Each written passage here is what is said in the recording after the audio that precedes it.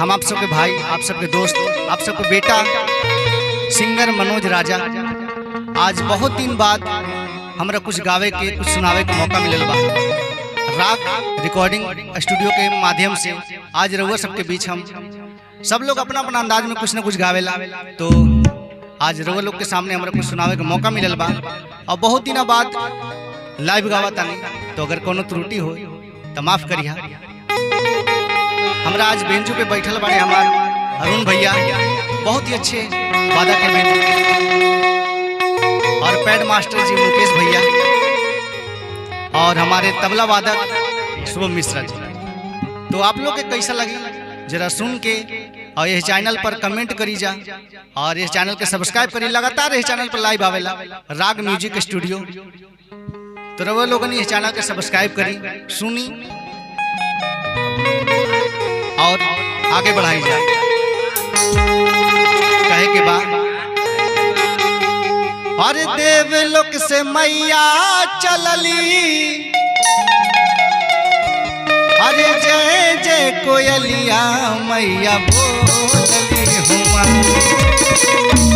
भैया हो, अरे देवलोक से मैया चलली, अरे जय जय कोयलिया मैया बोलली हुआ। कि मैया हो खुश हो के निमिया कछिया डोलली हुआ। कि मैया मोरी खुश हो के निमिया कछिया डोलली हुआ। देवलोक से मैया चलली, देवलोक से मैया चलली, जय जय कोयलिया मैया बोलली हुआ। मैया हो खुश हो के निमिया गछिया डोलली हुआ। मैया हो खुश हो के निमिया गछिया डोलली हुआ।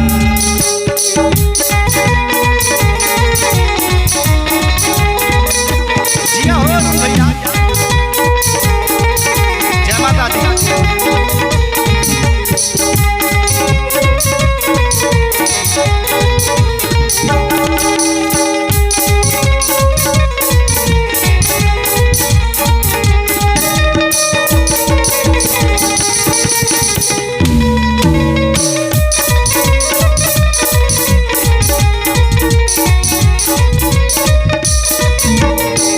और कहे के बाद कि माई के जब आगमन होला तो इंसान के साथ साथ माने कि पेड़ पौधा फूल पत्ती सब खुश होलन।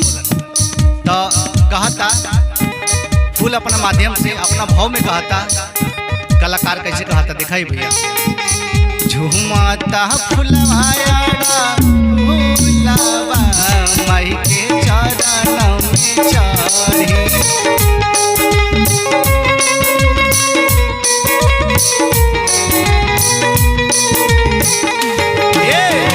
झुमता फुलवाया फूलवा माई के चरणों में चढ़ी।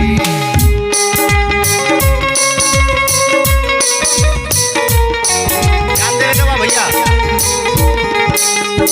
खुशबाड़ी गैया जिनका घिउआ से रात दिन जोत माई के जारी।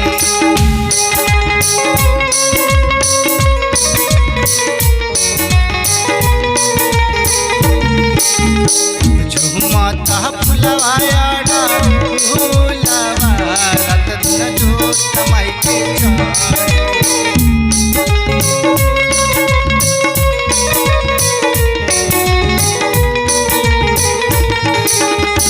खुशबाड़ी गैया जिनका घिउआ से रात दिन जोत माई के जारी।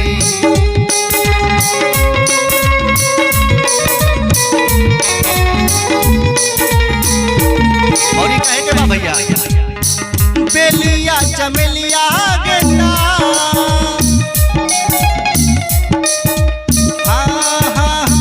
बेलिया चमेलिया गेंदा, फूलिया राहुलवा मलिनिया डोलली हुआ। मैया हो खुश हो के निमिया गछिया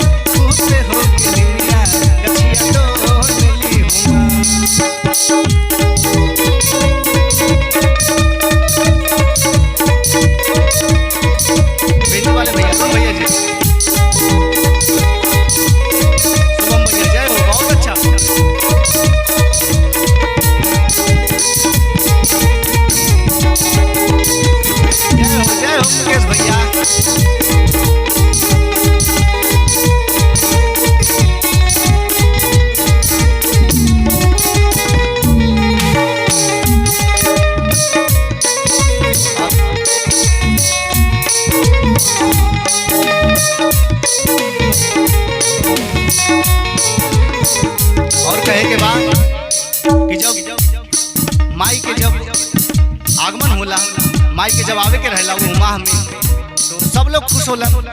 तो यहाँ पे कहे के बाद हर से ले भानु के पूतावा माई के चरण पखारी है।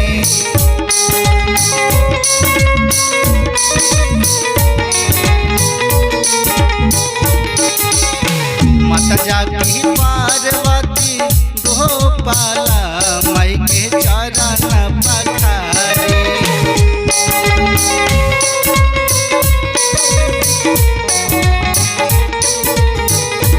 लाइन पे ध्यान देवे के बाद हर से ले भानु के पूतावा माई के बेदावा उचारे।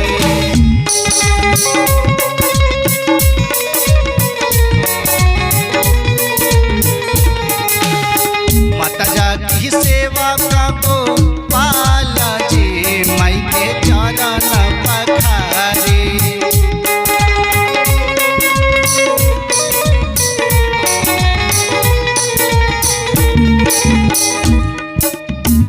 कि राजा मनोज गावे,